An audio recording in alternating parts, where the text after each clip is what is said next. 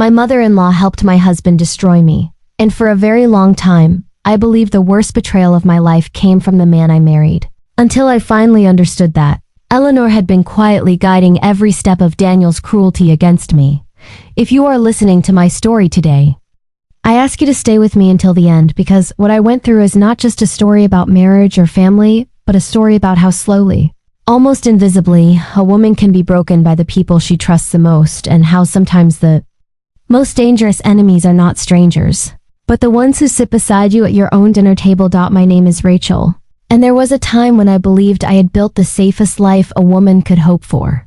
When I married Daniel, I was 26 years old, full of hope, full of patience, and full of the kind of love that believes loyalty is natural and betrayal is rare. Daniel was not a dramatic man, not especially charming, not the kind of person who drew attention in a room, but he was calm, dependable, and serious about building a future, and that was what I wanted more than anything else. In the early years of our marriage, we lived in a small rented apartment near his workplace, and our life was simple in the best possible way. We saved money carefully, cooked dinner together most evenings, talked about buying a house someday, talked about children, talked about growing old in a quiet neighborhood where nothing terrible ever happened. During those years, I thought the most difficult challenges in my life would be financial stress, or balancing work and family, or learning how to raise children properly. And I had no idea that the real danger in my marriage was already present, watching me quietly, judging me silently, and planning patiently. That danger was Eleanor. From the very first time I met my mother-in-law, I sensed something in her that made me uneasy, though at the time I could not have explained what it was. She was polite, well-spoken, and careful with her words, and she treated me with a kindness that felt rehearsed rather than natural, as if she were performing the role of a loving mother-in-law rather than actually feeling it. Eleanor had raised Daniel as a single mother after his father died young, and in many ways she had built her entire identity around being the most important person in her son's life. She spoke often about the sacrifices she had made, the years she had struggled, the loneliness she had endured, and how Daniel was the only reason she had survived those difficult times. At first, I admired her strength.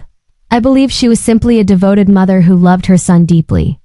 And I told myself that any tension I felt was only the natural adjustment of becoming part of an already close family. What I did not understand was that Eleanor did not see me as her son's wife.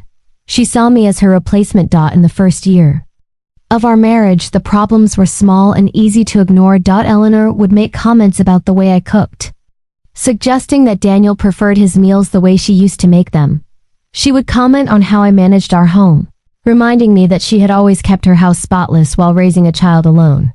She would tell stories about Daniel's childhood that always ended with a quiet message that no woman could ever love him as purely as his mother had. Each comment was subtle, never openly cruel, never openly insulting, and if I ever mentioned them to Daniel, he would smile and say I was being too sensitive, that his mother meant well, that she simply had a strong personality.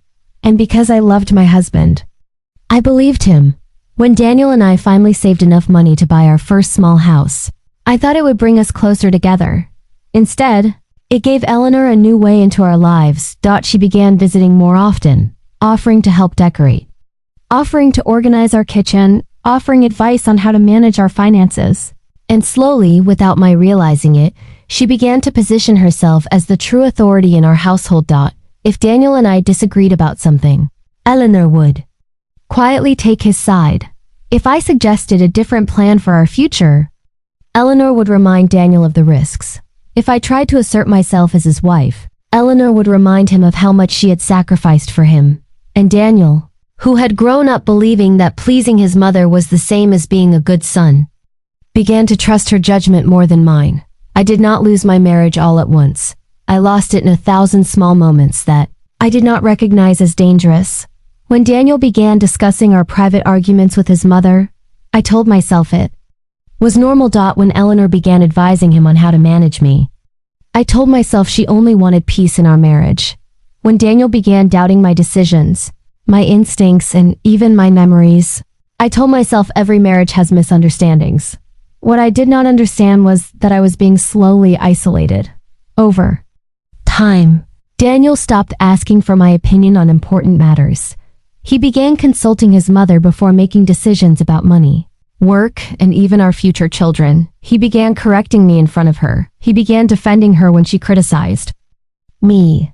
And Eleanor, always calm, always gentle, always reasonable, slowly painted me as emotional, unstable, ungrateful, and difficult. The more I tried to explain myself, the more unreasonable I appeared. The more I tried to protect my place as his wife, the more controlling I seemed. The more I asked for boundaries, the more selfish I was described to be. And Daniel, caught between the woman who raised him and the woman who married him, chose the one who had shaped his mind long before I ever entered his life. By the time I realized something was truly wrong, I had already begun to doubt myself. I questioned my memory. I questioned my reactions. I questioned my worth. There were nights when I lay awake in bed beside my husband, staring at the ceiling, wondering how I had become a stranger in my own marriage. Without ever hearing the moment it happened, Eleanor never openly attacked me. She did something far more effective. She convinced Daniel that I was the problem. When I struggled with stress, she told him I was mentally fragile. When I cried, she told him I was manipulating him. When I tried to defend myself, she told him I was aggressive. And when I finally asked Daniel why he no longer trusted me, he looked at me with a confusion that broke my heart and said he only wanted what was best for everyone. Slowly, the man I married began to look at me through his mother's eyes. He began to see flaws that had never existed before. He began to resent sacrifices he had once appreciated.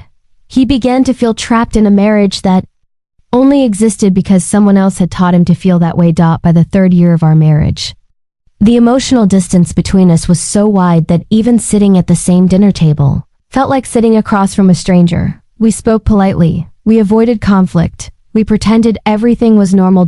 And Eleanor watched quietly, patiently, knowing that she had already planted every seed she needed.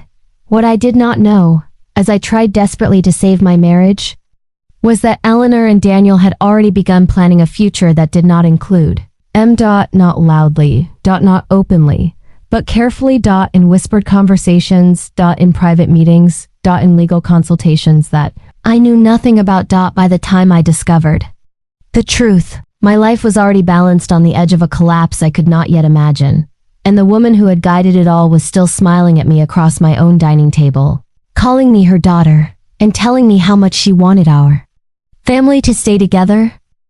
By the time I entered the fourth year of my marriage, I no longer recognized the woman I had become. I had once been confident, decisive, and proud of my independence, but now every choice I made felt uncertain, every opinion I held felt dangerous, and every word I spoke felt as though it might later be used as evidence against me in a trial I did not yet know was coming. The most frightening part of my situation was not the arguments, or the coldness, or even the growing distance between Daniel and me. The most frightening part was how slowly I was learning to distrust my own mind. When Daniel corrected my memories, I accepted his version. When Eleanor suggested that I was imagining problems, I believed her. When they both insisted that I was overreacting, I apologized. And little by little, the woman I had been before my marriage began to disappear. It started with money. At first, Daniel simply suggested that he handle our finances because he was more organized. He said it was only practical. He said it would reduce stress. He said it would help us plan better for the future. And because I trusted him, I agreed. Soon, my access to our joint accounts became limited. Not completely removed, just delayed, just inconvenient, just complicated. Enough that I stopped checking.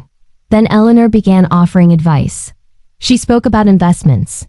She spoke about protecting Daniel's assets. She spoke about how women sometimes made emotional financial decisions. She spoke about how important it was for Daniel to be secure. Never once did she say that I should be excluded. She simply created an environment in which excluding me felt logical. I noticed changes, but I could not yet understand their meaning. Daniel stopped sharing details about his income. He began transferring money without explanation.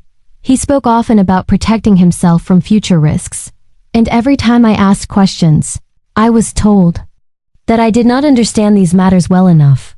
When I tried to assert myself, I was reminded of how much pressure Daniel was under. When I asked for transparency, I was told I did not trust him. When I expressed fear, I was told I was damaging. Our marriage. Eleanor, always present, always calm, always reasonable, gently reinforced every doubt. She would sit with me in the kitchen and speak softly about how men sometimes felt overwhelmed by emotional wives. She would remind me how sensitive Daniel was. She would suggest that my anxiety might push him away, and because I wanted to save my marriage, I began to silence myself. The more I silenced myself, the easier it became for them to act without me. In those months, Daniel and Eleanor grew closer than they had ever been. He visited her more often. He discussed our private matters with her openly. He asked her advice on decisions that once belonged to us as a couple. And slowly, the marriage that had once been between two people became a marriage between a man and his mother, with me as an inconvenience standing in the way. The first time I realized I was being deliberately excluded was the day I discovered a new bank account in Daniel's name. It was not hidden. It was simply never mentioned. When I asked him about it, he told me it was for work-related savings. When I asked why I was not included, he told me it was only temporary. When I asked Eleanor about it, she smiled gently and said men sometimes needed independence to feel respected. I told myself not to worry. I told myself every marriage had secrets. I told myself love required patience. What I did not know was that these accounts were being prepared for a future in which I no longer existed. As the financial distance grew, the emotional distance grew faster. Daniel no longer confided in me. He no longer asked for my support. He no longer spoke of our future with warmth. Instead, he spoke of responsibility. Of burden, of sacrifice. He began to describe our marriage as something heavy rather than something loving. And Eleanor, always guiding, always shaping, carefully fed him a story in which he was the victim and I was the cause. When I tried to plan a child, she suggested it was irresponsible. When I spoke of buying a larger home, she suggested I was greedy. When I expressed loneliness, she suggested I was needy. And when Daniel began to look at me with irritation, rather than affection, she suggested it was because I had changed. There were moments when I almost saw the truth, moments when I sensed coordination, moments when I noticed how their stories aligned too perfectly, moments when I wondered how two people could misunderstand me in exactly the same way. But every time doubt appeared, it was carefully erased. They reassured me. They comforted me. They explained, and I remained trapped inside a version of reality that they controlled. The first open confrontation came during a discussion about property. Daniel announced that he wanted to transfer our house into his name alone. He said it was for tax reasons. He said it would protect us. He said it was only paperwork. When I hesitated, Eleanor intervened. She spoke of legal safety. She spoke of how many women destroyed their husbands financially. She spoke of how important it was to trust. And Daniel, supported by her calm authority, looked at me as if my hesitation itself were a betrayal. That night, I signed documents I did not fully understand, not because I agreed, but because I was afraid of losing him, not knowing that I was already losing everything. From that moment on, the speed of my destruction increased. Daniel became colder. More distant, more impatient. He criticized me for small things. He accused me of ingratitude. He suggested I was unstable. And Eleanor, now more confident than ever, began to speak openly about how unhappy Daniel was. She began to hint that perhaps our marriage had been a mistake. She began to suggest that separation was sometimes healthier than conflict. And for the first time, the word divorce entered our conversations. Quietly. Carefully. As a possibility. As a solution. As an escape. I resisted. I begged. I tried to save what was already dying. But I did not know that while I was trying to save my marriage, they were already preparing to end it. In secret meetings with lawyers. In private financial planning. In conversations that excluded my existence. By the time I realized the truth, my husband no longer saw me as his wife. He saw me as a problem to be solved, and my mother-in-law no longer saw me as an obstacle. She saw me as a mistake that needed to be corrected.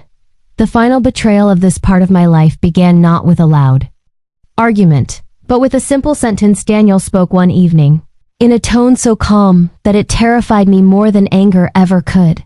He said that perhaps we both deserved a fresh start, and in that moment, I finally understood that the destruction of my marriage was no longer accidental. It was planned. By the time Daniel finally said the word divorce out loud, my marriage had already been dead for a very long time, not dead in the way people imagine, with screaming arguments and broken plates and dramatic exits, but dead in the slow, silent way that comes when two people stop seeing each other as partners and begin seeing each other as problems that must be solved. For months before that moment, I had lived inside a quiet terror that never left me. Every morning I woke up with the same question in my mind. What are they planning today? Every evening I went to sleep, wondering what part of my life had been taken from me without my knowledge. By then, Daniel barely spoke to me unless it was necessary. He no longer asked about my day. He no longer shared his worries. He no longer looked at me with warmth. Instead, he looked at me with calculation. As if every word I spoke was being measured. As if every emotion I showed was being recorded. As if I were already standing on trial in a courtroom I had not yet entered. The day he told me he wanted a divorce. His voice was calm, careful, and strangely gentle. He said our marriage had become unhealthy. He said we both deserved peace. He said he wanted to end things with dignity. He never once mentioned his mother. He never once admitted the manipulation. He never once accepted responsibility. He spoke as if this decision had come from deep reflection and maturity. And I listened in silence. Because somewhere inside me I already knew that nothing I said could change what had already been planned. The legal process began with frightening speed. Within days, formal papers arrived at my door. Within weeks, Daniel had a legal team. Within a month, my life had been transformed into case numbers, file folders, and scheduled hearings. Only later did I understand that this process had not begun when Daniel spoke to me. It had begun years earlier, when Eleanor first taught him how to prepare for my removal. From the very first legal meeting, I felt completely unprepared. The language of law was foreign to me. The documents were complex, the deadlines were strict, and I quickly realized that while Daniel walked into this process with years of preparation, I walked in with nothing but confusion and fear. Eleanor never appeared as a formal participant. She did not sign anything. She did not testify. She did not stand before the judge. But she controlled everything. She selected the lawyer. She organized the financial records. She prepared the strategy. She decided what Daniel would claim and what he would deny. She even prepared the version of me that would be presented to the court. Before every major hearing, she met with Daniel privately. Before every major filing, she reviewed every detail. And every time Daniel hesitated, she reminded him of how much he had sacrificed for me. She reminded him of how much he deserved. She reminded him of how dangerous emotional women could be. She reminded him that mercy would only destroy his future. The first true shock came when I received the financial disclosures. They arrived in thick envelopes that I could barely understand. Accounts I had never known existed. Investments I had never approved. Transfers I had never seen. Debts in my name that I had never created. Suddenly, every strange financial decision of the past 2 years made sense. Every restricted account. Every delayed payment. Every document I had been rushed to sign. I realized that while I had been trying to save my marriage, they had been preparing to dismantle my life. I hired a lawyer. But my resources were limited. My savings were almost gone. My access to money had been restricted. My records were incomplete. And my knowledge was dangerously shallow. Daniel's legal team, backed by Eleanor's careful planning, controlled the narrative from the beginning. They portrayed Daniel as a patient husband who had endured years of emotional suffering. They portrayed me as unstable, unpredictable, and financially irresponsible. They presented carefully selected emails, carefully edited messages, carefully timed incidents. Every moment when I had broken down under pressure was now presented as proof of mental weakness. Every time I had begged to save my marriage was now presented as emotional manipulation. Every time I had questioned finances was now presented as control. And the most painful truth was that many of these weaknesses were real, not because I had always been this way, but because Eleanor and Daniel had slowly created them. In the courtroom, I felt as if I were watching my life being rewritten by strangers. The judge listened politely. The lawyer spoke confidently. Documents were submitted. Numbers were calculated. And I sat there, barely able to recognize the woman they were describing. Eleanor attended many of the hearings, sitting quietly behind Daniel. She never showed anger. She never showed pride. She simply watched. Occasionally leaning forward. Occasionally whispering to the lawyer. Occasionally nodding when something went according to plan. She never looked at me. She did not need to. She already owned the outcome. The first major ruling was about the house.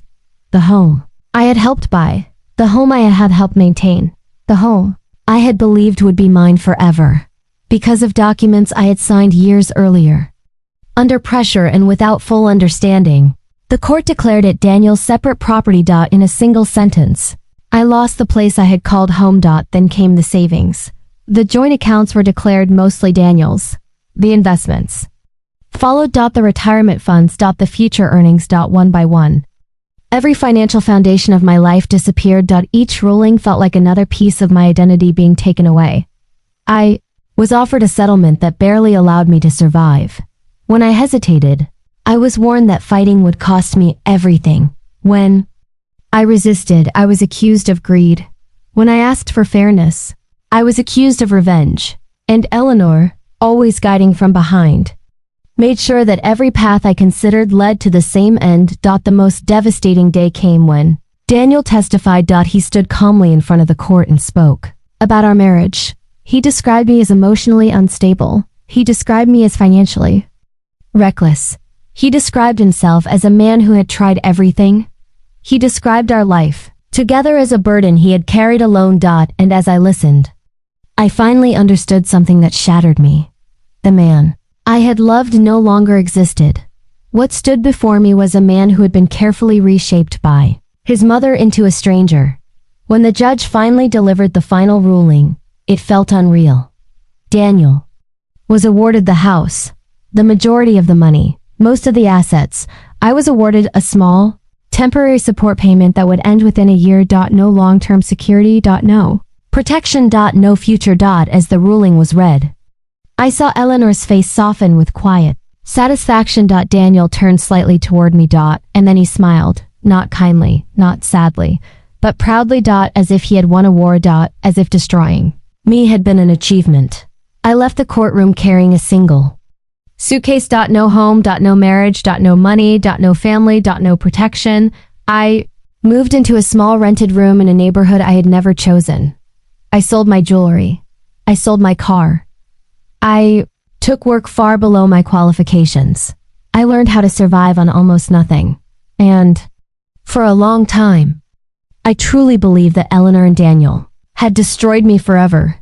But what I did not know then was this: the same control Eleanor had used to destroy my life was already beginning to destroy her sons. Because the kind of manipulation that ruins one woman does not stop with divorce. It continues. It grows. And eventually, it turns inward. Asterisk.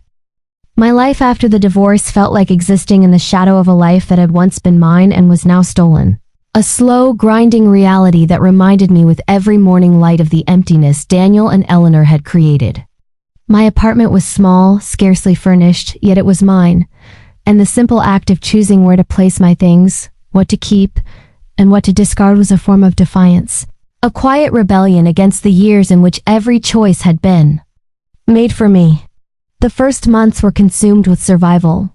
Long workdays and jobs far below my capabilities, rationing every dollar, counting every cent, and reminding myself that endurance was a victory in itself. At night, I lay awake, often overwhelmed by the enormity of loss, the knowledge that the person I had been, the life I had imagined, and the family I had trusted had all been erased, leaving me to start from nothing in a world that felt cold and indifferent. Yet within that darkness, a spark persisted, a quiet refusal to be extinguished, a determination that even if they had destroyed my past, my future could still be reclaimed, reconstructed, and transformed. As months bled into years, I began to notice subtle openings in life that I had once thought impossible. I found employment that allowed me to regain a measure of confidence, small successes that were mine and mine alone, and the satisfaction of earning without interference or judgment. I furnished my apartment with care, each item a testament to independence, each small decision a reclaiming of agency. I began to rebuild relationships that had been neglected or strained, seeking out friends and mentors who could see my worth without the distortions of the past. I pursued knowledge, read voraciously, educated myself on matters of finance, law, and self-sufficiency, ensuring that if a future confrontation arose, I would be prepared in ways I had once been blind to.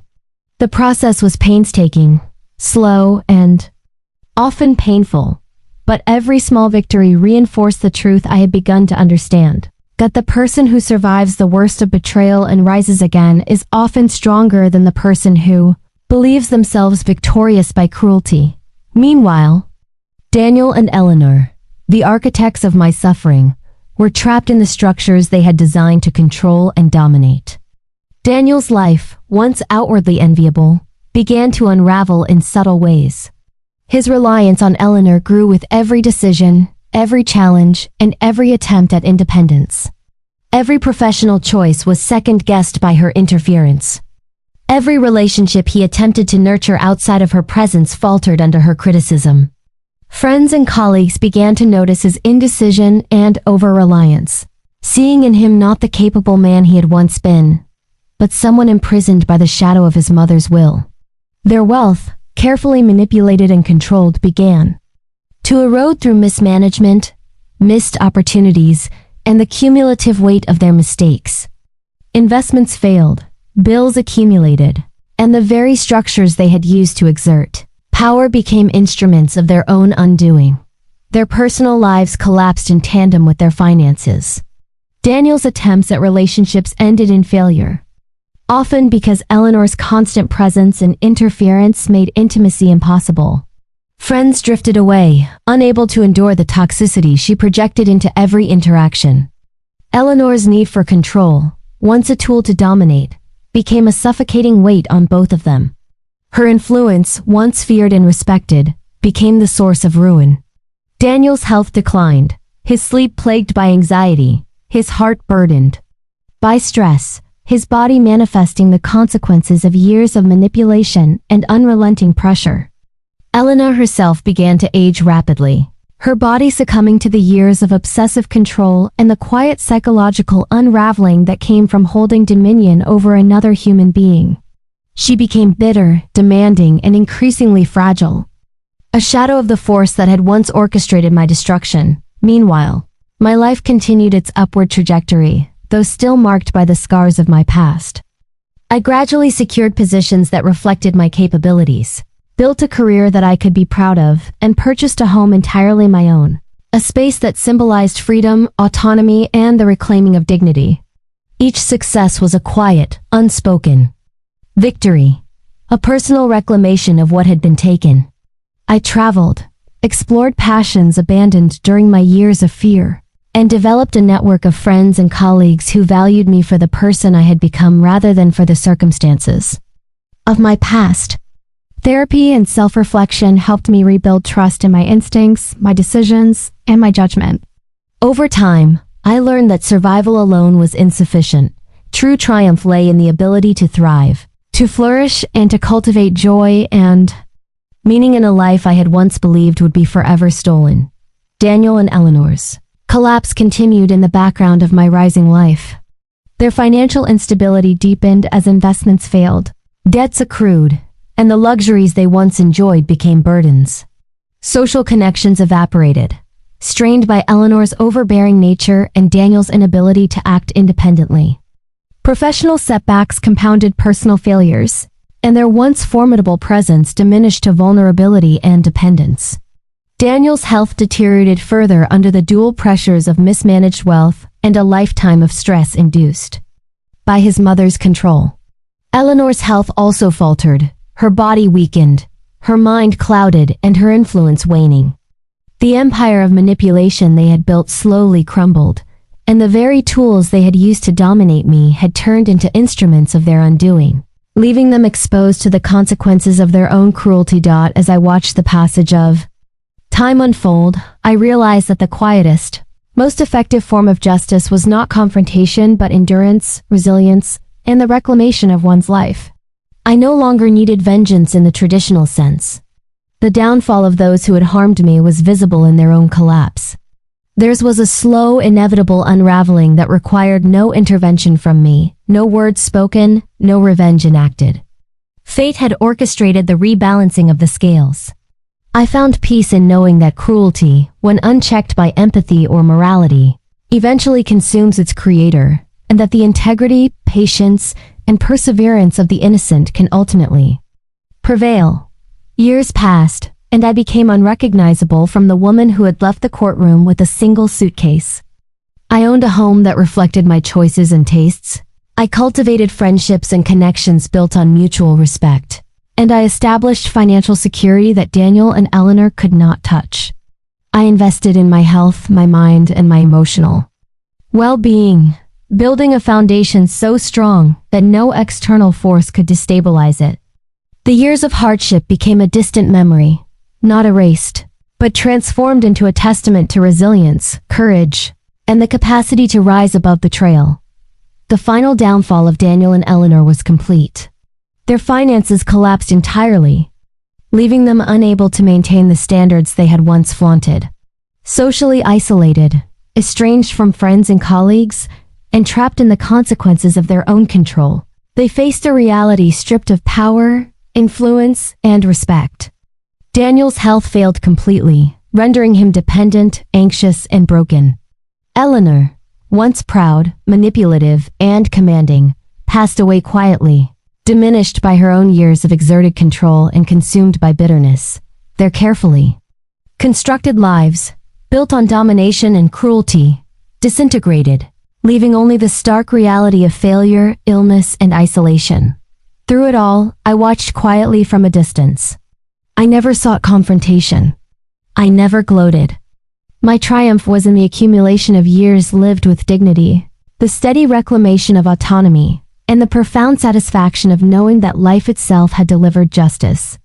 The quiet power of survival, of rebuilding, of thriving despite betrayal, had rendered any act of vengeance unnecessary. I had become a woman who could live fully, love fully, and exist fully, untouched by the shadows of those who had tried to erase me. And in that knowledge, I found the deepest satisfaction. My life had become a testament to endurance, a celebration of resilience, and proof that even the darkest betrayals could be transformed into strength. I had survived the destruction designed for me, and I had witnessed the natural consequences of cruelty. Fate, impartial and unerring, had balanced the scales without my intervention.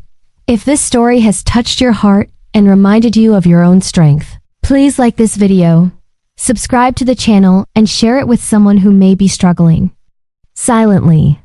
Your support helps us tell more stories of survival, resilience, and the quiet power of those who refuse to be destroyed.